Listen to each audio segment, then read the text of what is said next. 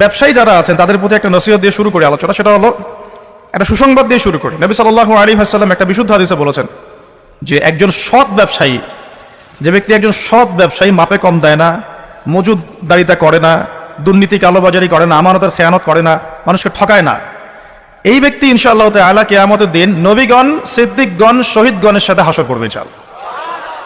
তাহলে ব্যবসা করে জান্নাত পাওয়ার সুযোগ নাই? আছে। ধন সম্পদ অর্জন করতে কোনো অসুবিধা নেই, কিন্তু ধন অর্জন করে ওসমান গনি রাদিয়াল্লাহু আনহুর মতো মন মানসিকতা লালন করতে হবে। তো এখানে পার্থক্যটা একটু বুঝিয়ে অন্যদিকে যাই। এখানে যদি ব্যবসায়ীরাও আছেন তাদের জন্যও কিছু নসিহত থাকবে ইনশাআল্লাহ। আল্লাহ পাক ব্যবসাকে হালাল করেছেন, রিবাকে হারাম করেছেন। আল্লাহ পাক সূরা বাকারায় কথা বলছেন। ব্যবসা কি করে, ব্যবসার মূল মন্ত্রটা কি? ব্যবসার মূলনীতি হচ্ছে যে ব্যবসায় লাভ এবং লস উভয়ের রিস্ক আছে। কথা কি বুঝতে পারছেন? এক ভাই ব্যবসা করছেন, লাভও হতে পারে, লসও হতে পারে।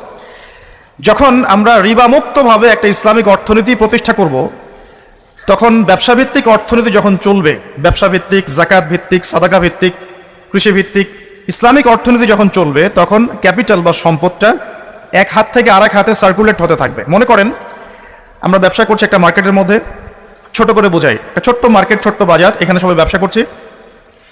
এই ব্যবসার মধ্যে কেউ লাভ করবে, কেউ লস করবে। যে ব্যক্তি লাভ করবে, লাভ করে আস্তে আস্তে আস্তে ধনী হবে, যখন তার ধন নিসাব পরিমাণ সম্পদ অতিক্রম করবে, তখন তাকে জাকাত দিতে হবে। এতে করে সমাজের যে অংশের মানুষের হাতে সম্পদ নাই, সে অংশের মানুষের কাছে জাকাতের মধ্য দিয়ে সম্পদ যাবে, সম্পদ সার্কুলেট করবে সমাজে। আজকে আপনি লাভ করেছেন, কালকে আপনি লস করতে পারেন, কালকে সে লাভ করবে, আপনি লস করতে পারেন। মানে সম্পদ ঘুরতে থাকবে, হাত থেকে হাতে সম্পদ ঘুরতে থাকবে। তখন আল্লাহ রাব্বুল আলামিন ওই মার্কেটের উপরে, আল্লাহ রাব্বুল আলামিন ওই মার্কেটটার উপরে আর রাজ্জাক, তিনি যাকে ইচ্ছা ধন দিবেন, যাকে ইচ্ছা গরিব করবেন। মানে সম্পদ বন্টনটা আল্লাহ রাব্বুল আলামিন সরাসরি করবেন তখন। বুঝতে পারছে কি? আচ্ছা, কিন্তু যদি এখানে রিবা আসে, ব্যবসার মধ্যে রিবা চলে আসে, বা মজুদদারিতা চলে আসে, বা মাপে কম দেওয়ার একটা ব্যাপার চলে আসে, বা দুর্নীতি চলে আসে, কালোবাজারি চলে আসে, তখন কি হবে? সম্পদটা মার্কেটে আর সার্কুলেট করবে না। কারণ সুদের মধ্যে লাভ লসের কোনো রিস্ক নাই। হ্যাঁ, লাভের একটা অংশ আছে, লসের কোনো রিস্ক নাই। আপনি 100 টাকা দিয়েছেন, 110 টাকা পাবেন এক বছর পর। আপনি 200 টাকা দিয়েছেন, 220 টাকা পাবেন এক বছর পর। এখানে কি লসের কোনো ভূমিকা আছে? লসের কোনো ভূমিকা নাই। এক্ষেত্রে কি হচ্ছে? এখানে শুধু লাভের অংশটুকু আপনি নিচ্ছেন, লসের কোনো রিস্ক আপনি নিচ্ছেন না। এতে করে কি হবে? ধনীরা আরো ধনী হতে থাকবে এবং গরিব আরো গরিব হতে থাকবে। শুধু তাই নয়, এই ধনীরা যখন জাকাতও দিবে না, তখন এই গরিবদের অবস্থা হবে একদম মানবেতর। যেটা এই ছোট্ট একটা মার্কেট দিয়ে উদাহরণ দিলাম, এই ছোট্ট মার্কেটটাকে আপনি একটা দেশ কল্পনা করতে পারেন, আবার একটা বিশ্বও কল্পনা করতে পারেন। পুরো ওয়ার্ল্ডে এই ইকোনমিক সিস্টেমটা এখন চলছে, সুদভিত্তিক ইকোনমিক সিস্টেম। আমি কি বুঝাতে পারছি ভাই?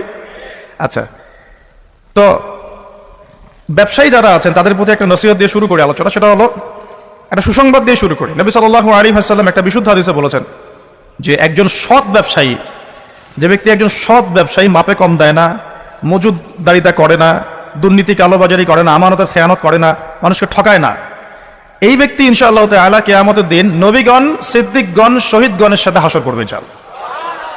তাহলে ব্যবসা করে জান্নাত পাওয়ার সুযোগ নাই? আছে। ধন সম্পদ অর্জন করতে কোনো অসুবিধা নেই, কিন্তু ধন অর্জন করে ওসমান গনি রাদিয়াল্লাহু আনহুর মতো মন মানসিকতা লালন করতে হবে। ধন সম্পদ আল্লাহ পাক দিতে পারেন। যখন আপনি ব্যবসা করবেন, হালাল ব্যবসা করবেন, মাপে কম দিবেন না, পণ্য মজুদ করবেন না, ইচ্ছাকৃতভাবে মার্কেটের মধ্যে কৃত্রিম সংকট তৈরি করবেন না। কৃত্রিম সংকট বোঝেন? এই যে একটা রাষ্ট্রের মধ্যে যখন ইকোনমিক একটা ডিজাস্টার তৈরি হয়, এর একটা বড় অংশের জন্য দায়ী হচ্ছে কৃত্রিম সংকট। ইকোনমিক্সের ভাষাটাকে কৃত্রিম সংকট বলে। মানে সমস্যা আসলে কিছু নাই, কিছু মানুষ সমস্যা তৈরি করেছে। মনে করেন কোনো সমস্যা নেই, ইকোনমি খুব সুন্দর চলছে, কিছু মানুষ তার ব্যক্তি স্বার্থের জন্য কিছু পণ্যকে মজুত করে রেখে দিল, যে মানুষের মার্কেটে যখন ক্রাইসিস দেখা দেবে পণ্যের, তখন এটাকে ডাবল দামে বিক্রি করবো। তো সে মনে করছে এটাতে খুব, আমি তো ব্যবসা করছি, সে মনে করছে এটা তো ব্যবসা। প্রকৃত অর্থে এটা একটা প্রতারণা। নবী সাল্লাল্লাহু আলাইহি ওয়াসাল্লাম মার্কেটে গেলেন, পণ্য রাখা আছে মদিনার বাজারে, তিনি হাত ঢুকিয়ে দিলেন, দেখলেন ভিতরের অংশটা ভেজা। ওলামায়ে কেরাম যারা আছেন তারা এই হাদিসগুলো জানেন, ভেতরের অংশটা ভেজা।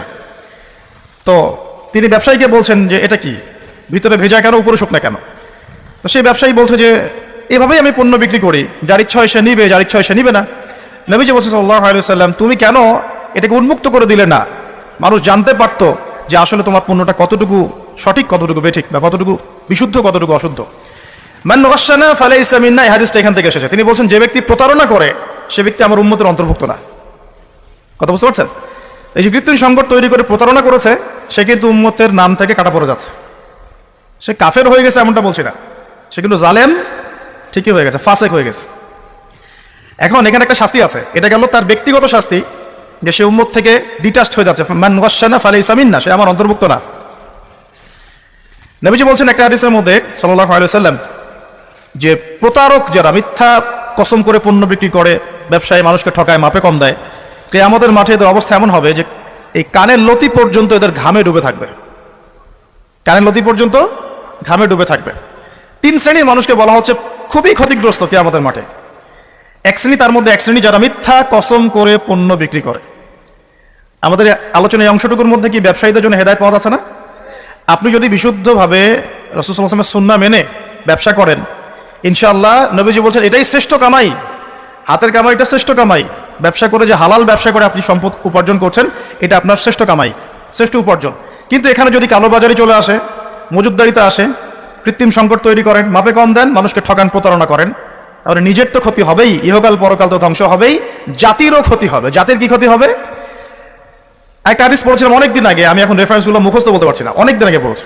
5টা কাজের কথা বলা আছে, এই 5টা কাজের কারণে 5টা বিপদ নেমে আসে।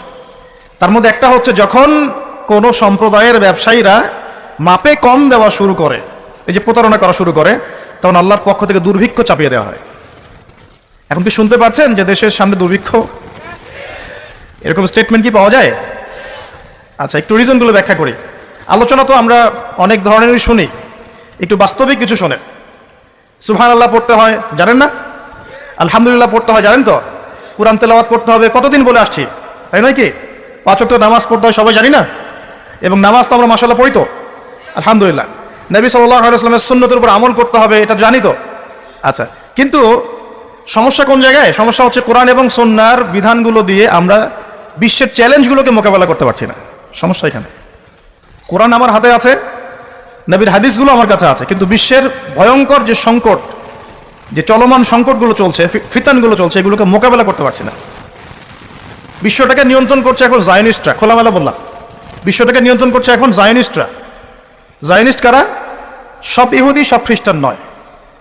সব ইহুদি, সব খ্রিস্টানকে জায়নিস্ট বলা হয় না।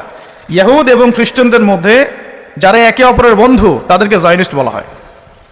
1890 সালের পর থেকে এই মুভমেন্টটা সারা ওয়ার্ল্ডে তৈরি হয়েছে, এবং এখন 2022 সালের দিকে এসে বিগত প্রায় 50, 60, 70 বছর থেকে বিশ্বের বড় বড় প্রত্যেকটা ডিপার্টমেন্ট এরা নিয়ন্ত্রণ করছে।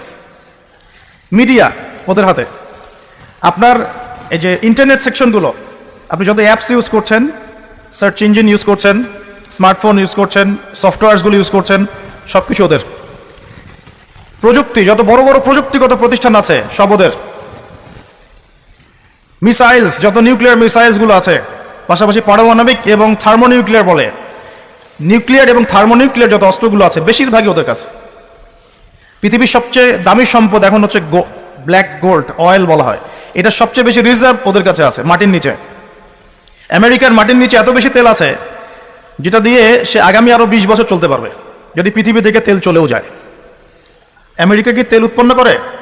কোত্থেকে নেয়? কোত্থেকে নেয়? আমাদের তেল।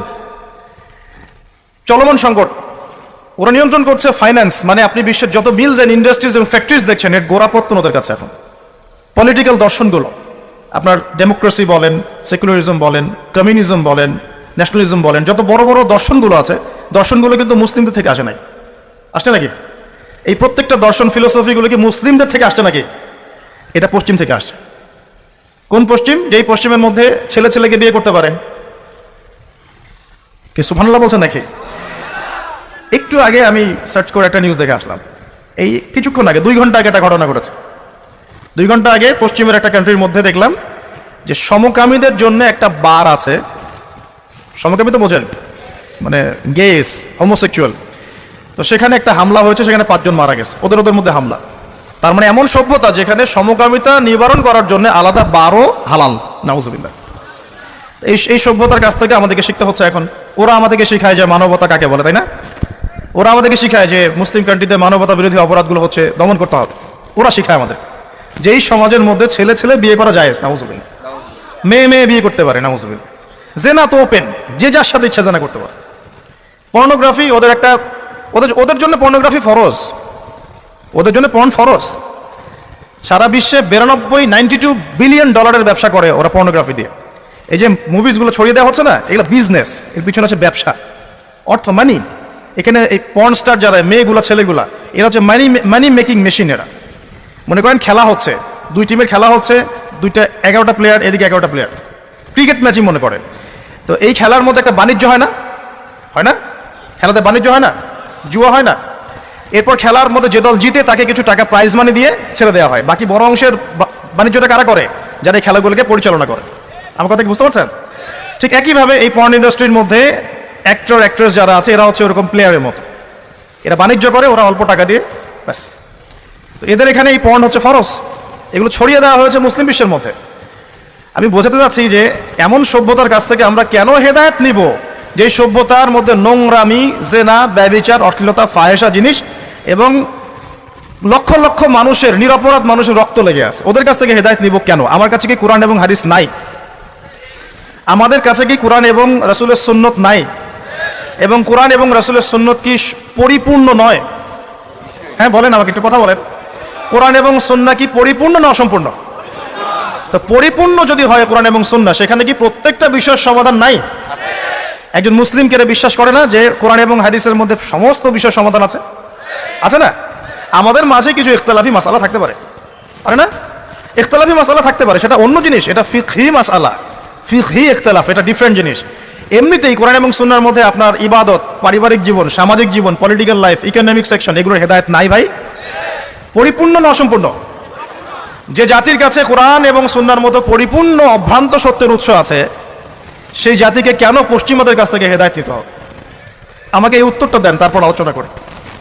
হ্যাঁ, ওদের কোনো কিছু যদি কোরআন সুন্নাহর সাথে মিলে যায়, কোরআন সুন্নাহর অনুকূলে হয়, প্রতিকূলে না হয়, তাহলে গ্রহণ করতে আমাদের কোনো আপত্তি নাই।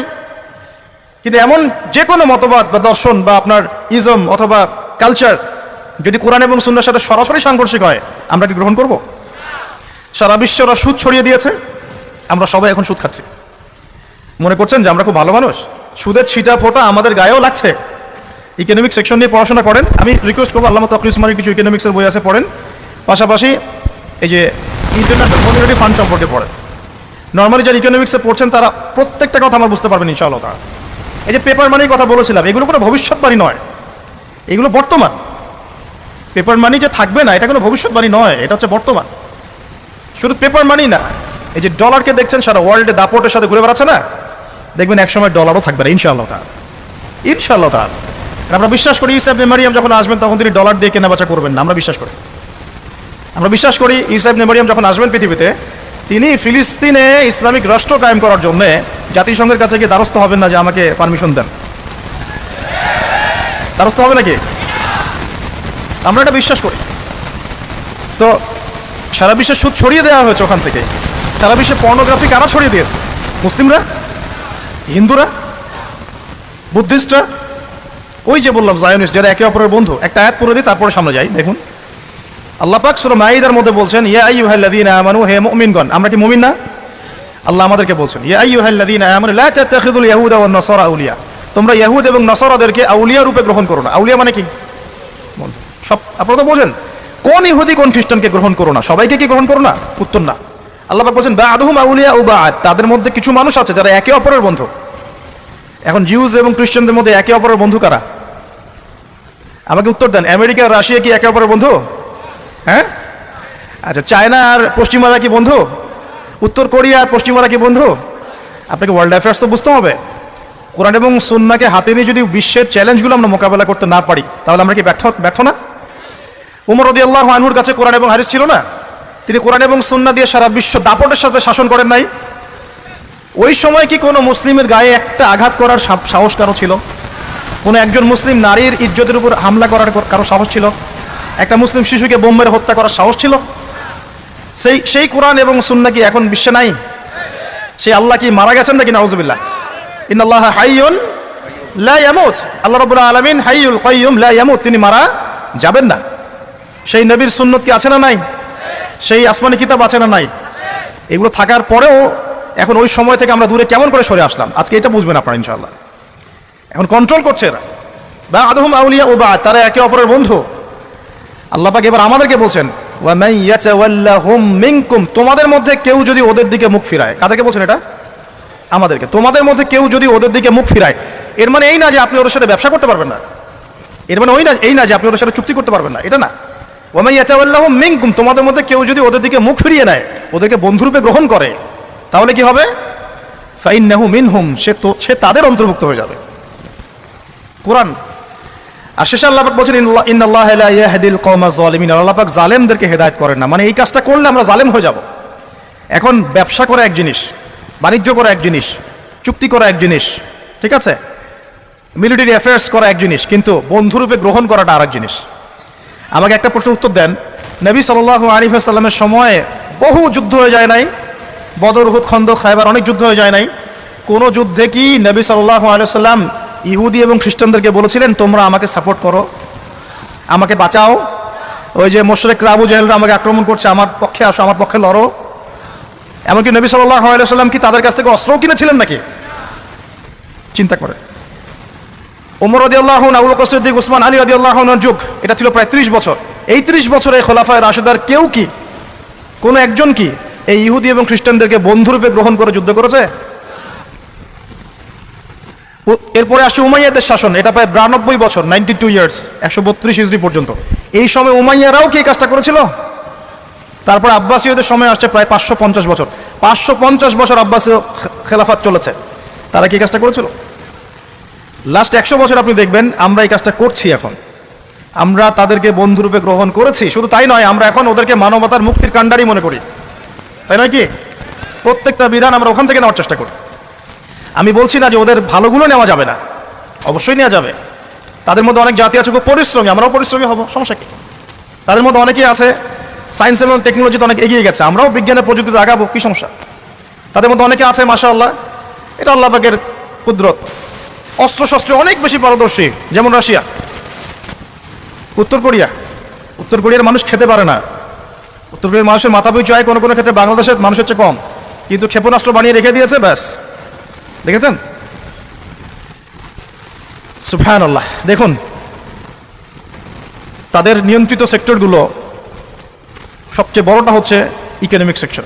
এই ইকোনমিক সেকশনের নিয়ন্ত্রণ দিয়ে সারা বিশ্বে তারা সুদভিত্তিক অর্থনৈতিক সিস্টেম চালু করেছে, যার মধ্য দিয়ে আমরা সবাই কম বেশি সুদ খাচ্ছি। আর আমরা সবাই জানেন সুদ যে খায়, যে দেয়, যে নেয়, যে সাক্ষী থাকে এবং যে লিখে রাখে, সবাই কিন্তু সমানভাবে অপরাধী।